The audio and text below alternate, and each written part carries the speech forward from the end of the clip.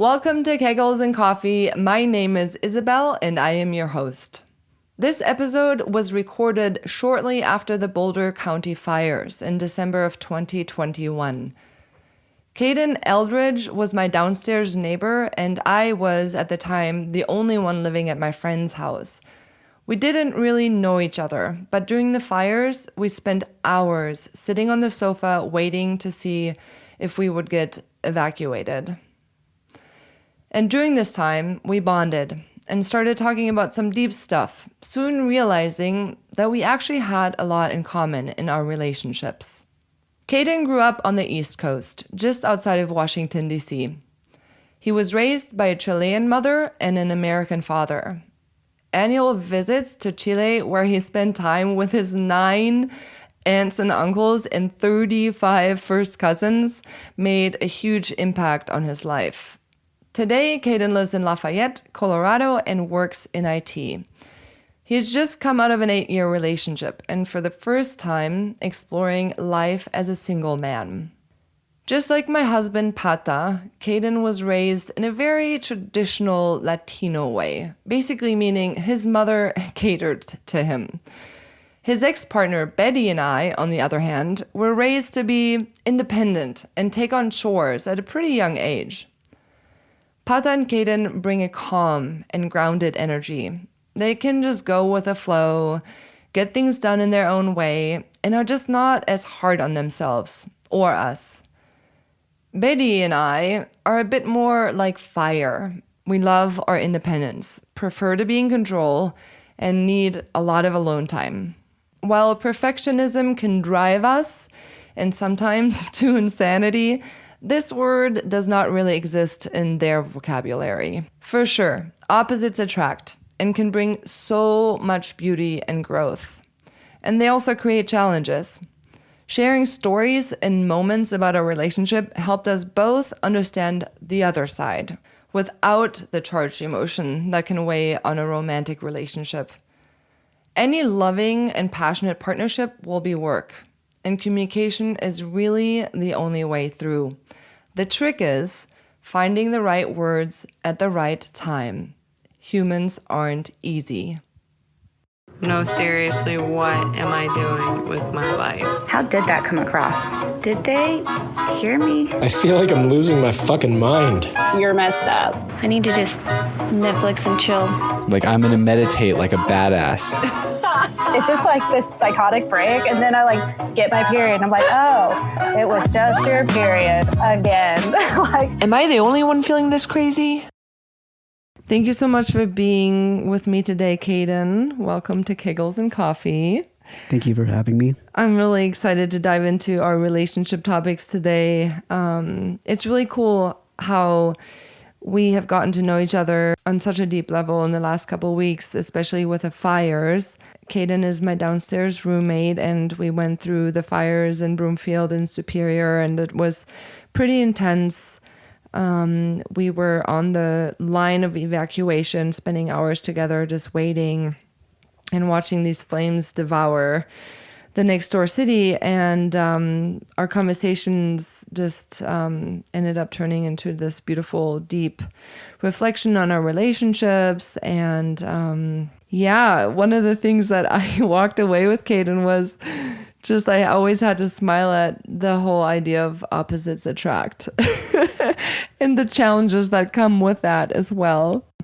But yeah, first of all, maybe give the listeners a quick glimpse into your relationship just to have a little bit of a background. Yeah, definitely. So I'm currently separated. I was in an 8-year relationship with my partner, Betty. We met each other when I was 22 and she's 8 years older than me.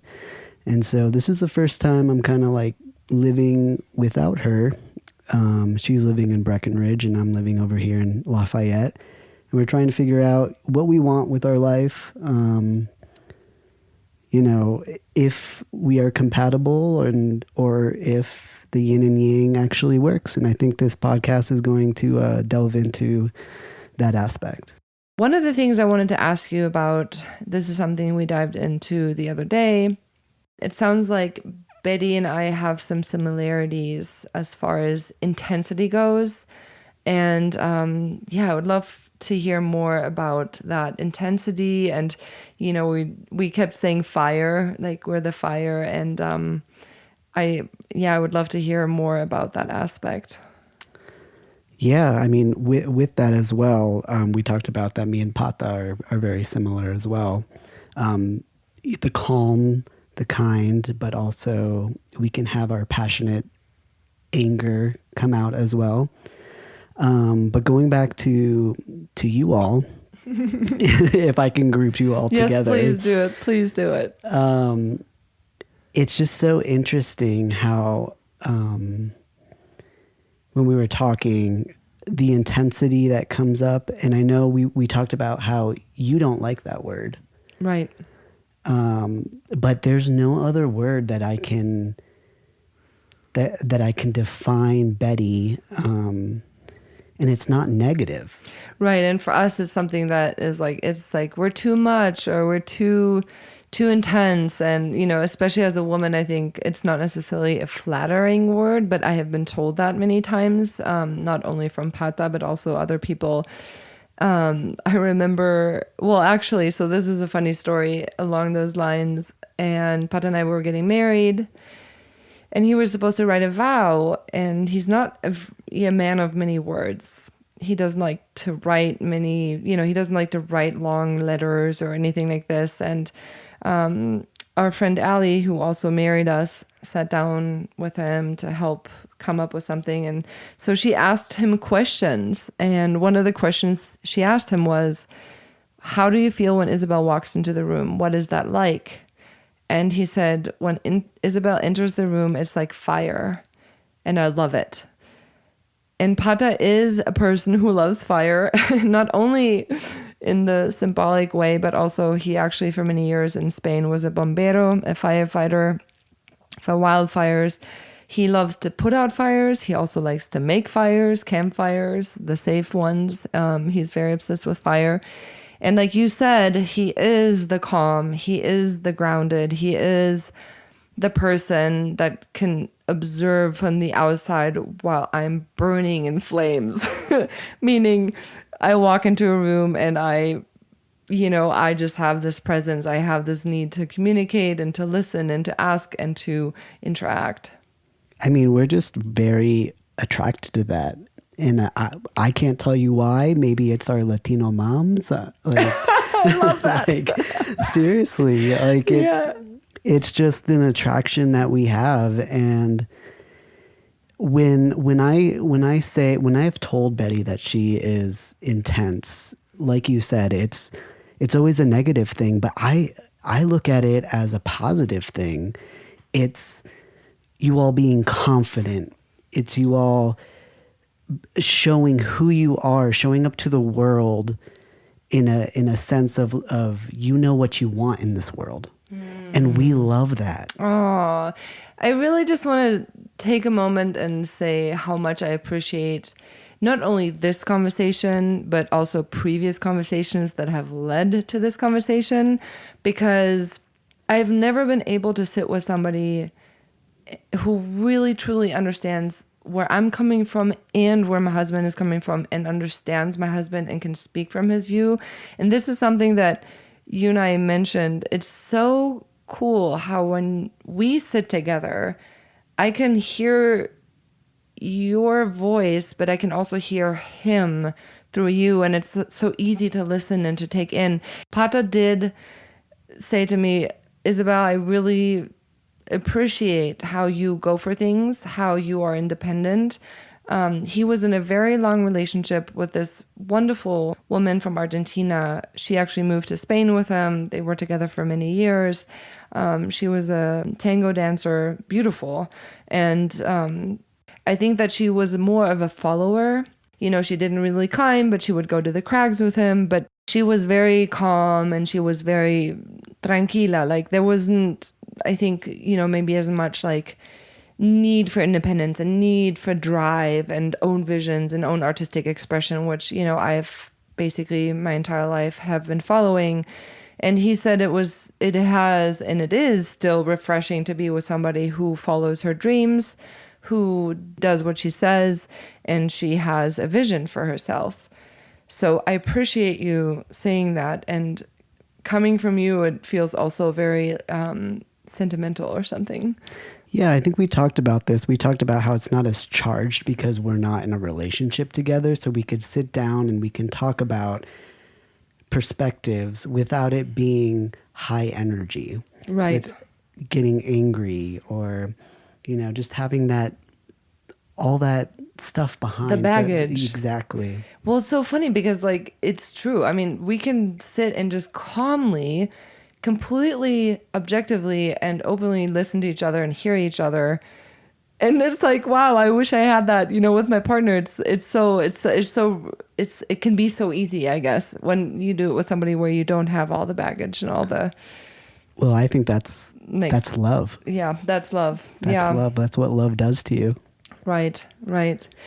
Yeah, going along with that independence, for example, doing trips on our own. I love doing a trip on my own. And sometimes I don't even consider the fact, for example, my parents live in Montana half of the year. And this summer, I just assumed Pata being so busy at work that he wouldn't have the time to take off. And I started planning with my parents because he never knew. And I just went ahead and planned this trip. And for me, I also really appreciate having time with my parents alone.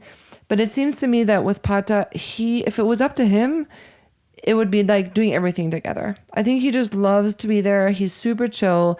He's not as much in need for his own time or his own time alone or his own time with his parents. He doesn't set those kind of intentions, whereas I think I'm more intentional in that sense. I don't think we need that time by ourselves. I think especially the way that we grew up, the Latin side, we're always around family. Right. It's not something that I don't want to say burden, right, but we are just used to that and we want to be around that. So the same with Betty, she would like to go see her sister and her nieces and nephew without me, and it would hurt my feelings. I would want to go with her. I'm her family, even though we're not married. And I think that dug in a little bit deep for me. It made me feel a little bit abandoned. Right. And I just don't understand that perspective. Yeah, I think Pata struggles with that. He accepts it and he understands that that's what I need, but he doesn't necessarily understand why, because he's not that way either. And we'll be supportive, right. We're supportive, and then we get to a point where it's like, okay, but what about me? Right, yes. Don't forget about me. But I think that when we get to that point of what about me, you all get oh no, more pushed away. It's almost like feeling. Suffocating. Yes. Suffocating is another word that came up in our conversation the other day. Pata is currently in Argentina, and this is his second trip going back to Argentina without me. The first time he went in 2019, right after a big performance I had with my dance company, and I just knew that after this performance, I would need to absolutely go nowhere and do nothing, because this is something I've learned as a performer. After a big performance, I need to be alone. I don't want to talk to anybody, not even my best friends. I need to rest. I need to clean up my apartment, which is usually a shit show. I just need to be. And then this time around, it's COVID time. Flying is expensive. It's very complicated. And we'd just gone on a trip. And I just knew this was not the time. And we had complications with my dog because I couldn't bring my dog because Argentina now is on the shit list for traveling with dogs because it's considered a third world country. So it was just getting so complicated. And I was like, I cannot go on this trip. So in some ways, for me also, it makes me feel like I'm abandoning him, or showing his family that I don't care, which is not true. I really do care and I want to see them when the time is right. And that is another really important thing, when the time feels right. I've heard that before from Betty. And what's interesting for me is that you say, and we talked about this. You feel that Pata's family feels a certain way about you. And I might be imagining that. Right. And Betty has said that to me as well. Interesting. Yeah. So you all need this time to yourselves, but you're also self-conscious about what other people are thinking, the other family is thinking about you. Yes. Okay. Which that's putting a lot on you still. Like that's the thing that I've seen about the type of people you are. You put a lot on yourselves. It is so interesting that we're recording this episode right now, because literally 2 days ago, I did an episode with Emily Korth about self-care, diving into all the different ways it manifests for us. And one of them is saying no to things. And then the guilt that comes along with it, whether it is from family or from society, of like doing things that are, not so, quote unquote, normal. Traditional. Yeah, traditional. And so, especially looking at previous generations where I think obligation and social norms were more important. And so it's so interesting that you say that, because that's something that we really, touched on, is that this guilt, this feeling of like, I should want to go there and I should want to have a good time in Argentina. So it's like Betty and I go out in the world and we do these things, but at the same time, we feel this, maybe real, maybe not real energy coming back at us. You know what I mean? It's like sometimes I wonder if it's even true. Like maybe his parents actually feel nothing but bummed, but no judgment at all. Yeah, and I also think about your independence and your love. Is that compartmentalized? You meaning in which sense? And the fact that the love that you have for Pata is very deep. You can see that. Right. But your independence for yourself and your self-care is also very deep. And it seems like it's two different things to me, and maybe to Pata as well. Wow. That is and you were trying to keep a cool perspective. And you are trying to keep that separate, and you're trying to own that and honor and not like combine those. It's almost like they're conflicting at times, right? Yes. In some ways. But for me and Pata, those are the same things. Right. They don't have to be. Like our independence is like intertwined with our relationship. I really appreciate that perspective so much, because I'd never thought about it in that sense. And it's almost like eye-opening for me to hear you say those things about independence and love, because I to be completely honest with you, Cayden, I have felt that those things have been conflicting in the past, even on a small scale. And I'll give you an example. We are somewhere on vacation and or somewhere in a climbing area, and I need to sit and just do my thing, whatever the fuck that is. It could be reading a book, looking up the daily astrology, doing yoga, and let's say Pata gets bored. And he's like, oh, no, let's go climbing, or let's go do this, because he doesn't love to read books, or because he doesn't get himself entertained. I don't know. And he wants to do it together. Right, exactly. He wants to do something together. Yeah. And I'm like, you being like a little child, it's really annoying.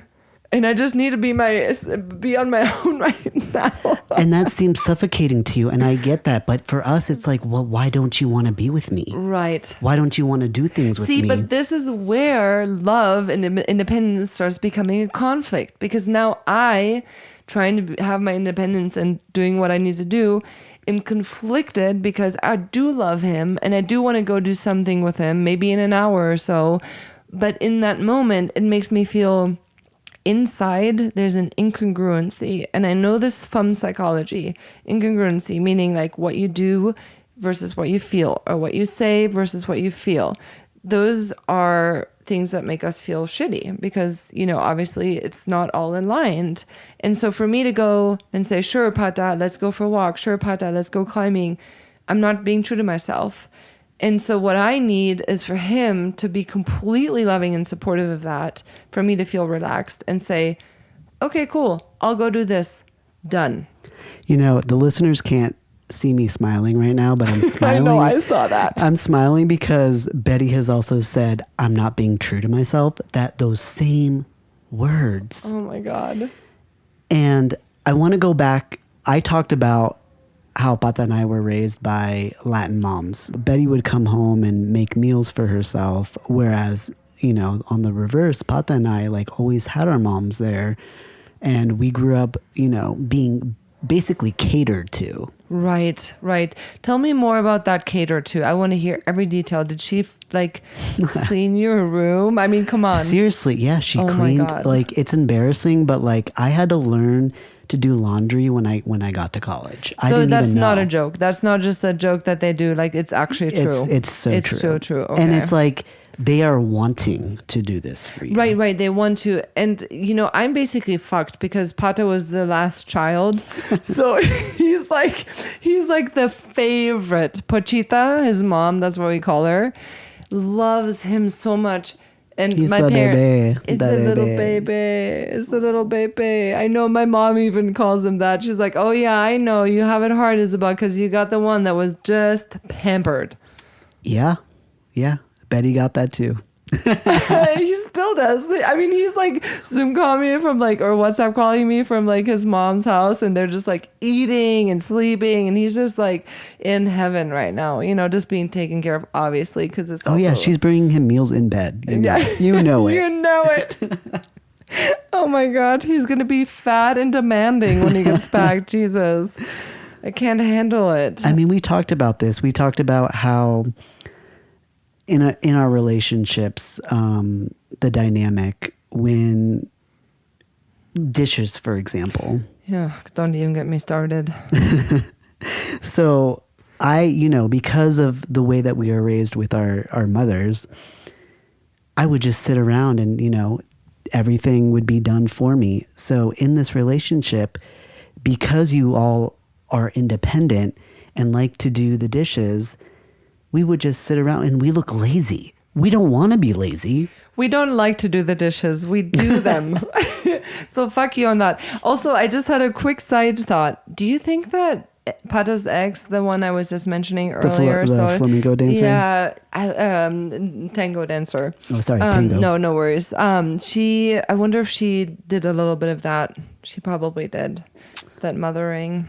Oh yeah, that Being was from probably what he Argentina. was attracted to. I mean, Pata, I cannot speak for you, but you know, Yeah. I would say from my perspective, yeah. Yeah, she was a little bit that way. So yeah, continue saying, so you were saying about us doing the dishes and you feeling like we don't want to look lazy. But I just don't know, because I feel like Pata actually really loves to be lazy. I mean, that's what you all feel like. I mean, yes, okay. To an extent, yes, it's nice to have someone obviously do dishes for us, but you know, we want to be part of the relationship too. We want to contribute. Mm-hmm. So when Betty would say, you know, hey, when are you going to do the dishes? Oh shit, like you just always do the dishes. Yeah, and this is something that you and I talked about the other day on the couch, is we just do it. We just get it done. And for you, it's almost like... You guys don't say anything. Yeah. You don't say like, can you please help? You just do it. So we're just like, oh, that's nice. It's just getting done. It's just getting done. And some of the things that are getting done, you don't even notice that they're getting done. Exactly. And from what you were telling me, it's like you all wish that we would be like, hey, can we help? But we don't even think about it. Right. And it's not like we're being lazy, like I said. It's just that we don't think about it because that's not how we were raised. Right. Yeah. So there's definitely some undoing to do. I will say, Pata and I feel like we've made some progress in that sense. You know, as far as just dishes goes. I mean, I think, you know, so many explosions, and finally, like, you start making some progress. Yeah, but we get it. But then when we do it, you all say we do it wrong. I think that's true too. And then we're like, well, we can't fucking win. Like, we can't fucking win. So what do you want from us? Yeah, you know? I know. You just sit there. You're just like, I don't even know anymore. I don't even know. I'm like, oh my gosh, this reminds me of when Pat and I, we're in this huge transition in our lives. Everything is going to storage. We're in and out of the storage unit like all summer long. It's a shit show. And I'm so German in that sense. Like, I am so good at packing. I'm so good at like, organizing and categorizing and just, playing Tetris in this storage unit that's like so small and we have so much shit. And so my mind just goes, put this here, shove this there, put this underneath that, move this way. And he just like throws shit in. And I'm just like, dude, that's not how it works. And it's not going to work because we're not going to have enough space. So then I start like correcting what he does. And then he just starts standing there like a little pouty child because, eventually he was like, no puedo hacer nada bien. I can't do anything well. So I guess I'm just going to stand here. Yeah. I mean, that's how we feel sometimes with the type of people you are. Right. We're also very intense. I mean, in the sense of like our energy probably is a little bit. We talked about controlling, but right. that's another word that you all. No word. Oh my gosh. Yes. That is. I am so with her. The control thing, and that probably just shows that we really do actually have a little bit of a control issue there, maybe. But honestly, we kind of like that. Yeah. We kind of need that too, like, because we don't have that, Right. So going back to the opposites attract, what we are diving into here is they do, and what comes along with is a whole bunch of challenges to iron out, because we do need to find in the middle somewhere. We have to find in the middle somewhere, because otherwise frustrations happen on both sides, disappointment happen on both sides, the flow is stopped, and it's not a healthy relationship. And basically the only way to get to that is communication, which is a whole nother topic. So when we talked about processing and communication, we talked about the fact that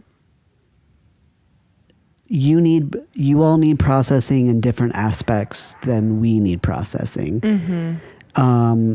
When you all need to talk about something right away, we shut the fuck down. Oh my God. And we're scared. Yeah. We're scared. We're like, holy shit. Like, you are coming at us and like, we don't know what to say. And then you guys just get like even more agitated. Like, you're not going to say anything. And it's interesting. And it's certain things, because vice versa, right? Because when we're ready to talk about things, it seems like you all are not. So you know finding what I mean? the right time is like the key and also the hardest thing. And it's like, this is so much easier said than done, because It's like, of course, when you're like in the moment, you're going to be like, no, we need to talk about this on Saturday. It's going to be charged. Yeah. It's going to be super charged. So it's like, of course it's not as easy as we're saying, because if it was, then, I wouldn't be in this situation that I'm in. This summer, I did a lot of processing. I was, going climbing a lot by myself in my van and spending time with friends in the mountains. And I needed that time. I felt like it was very helpful to, process our issues and bigger picture. I think the bigger picture processing for me usually happens in these like longer time spans where I just really need to sit with everything. The in the moment conversations are usually about something really specific that happened that day, and I'm ready to talk about that. And that's what's hard for us. And that's what's the in the moment stuff is hard for us when we are.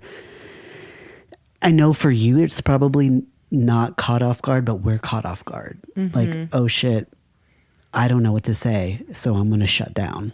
Right. And whereas when you told me that story about you going and having that processing time, we support you in that. I support Betty in the fact that, if she needs time alone, but it's like, but then we get to a point of like, what about me? Right. And it's not that we felt that way the whole time. Yeah. Like, we support you, but then it gets to a point that we get almost scared. Yeah. I mean, So let me ask you this. What attracted you to Pata? I mean, definitely his calm. I love how calm he is. I'm very attracted to his confidence. He's very confident in himself and kind. I feel like he's very non-judgmental. And what I love about Pata is that he supports my lifestyle and he doesn't question that. And he's not the type who's like, well, Isabel, it's time to get a real job and quit that dancing stuff. You know, he's very supportive of me. He's very supportive of my climbing. He treats people all equally. It doesn't matter where they're from, how much money they have, how hard they climb. It doesn't matter. He's just a kind person. And then I really also appreciate his passion. I mean, he is a very passionate human being in the sense that, you know, I have this dance company. We dance on a climbing wall, and he has now helped me build this whole wall to attach to a bus so that we can take the performances to more places. Which is so cool. Yeah, he really was the driving force behind that. Yeah, so like that passion is going to come out on both sides for us. It's going to come out like in our kindness. It's going to come out. I mean, we get angry. You know, we get fully angry, passionately angry. Right. That's the Latino way. So like when you're going to go and be by yourself in a van and do your thing, of course we're going to be supportive of you guys. You know, if you want to do your thing, but then, you know, we can get from 0 to 100 in a day because of feeling abandoned. Right. Feeling like, you know, you haven't called me in a few days. Yeah. Do you even care? We just get to a point where it's like, okay, we're supportive, but what about me? Right. Now we feel like we're forgotten. Yeah. In my personal relationship right now, we are still at the beginning phases of our separation.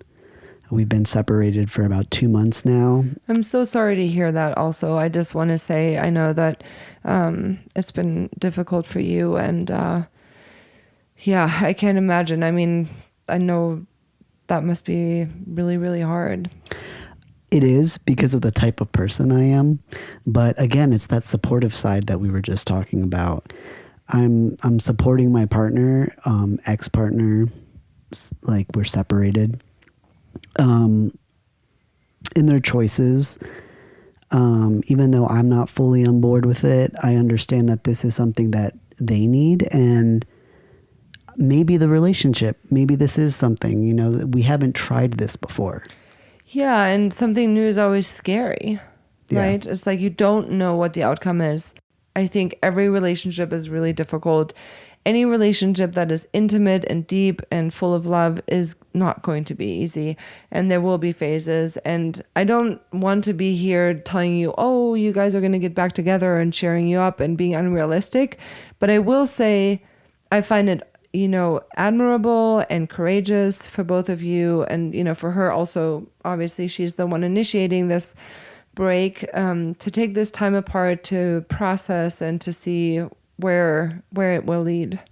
Yeah, and it's definitely a growing and learning phase, which has been difficult for me to accept. Mm-hmm. But like I said, I've been in this relationship since I was 22 years old, and this is the first time I've been by myself. So it's like I need to learn myself by myself. I think that's actually really beautiful and important.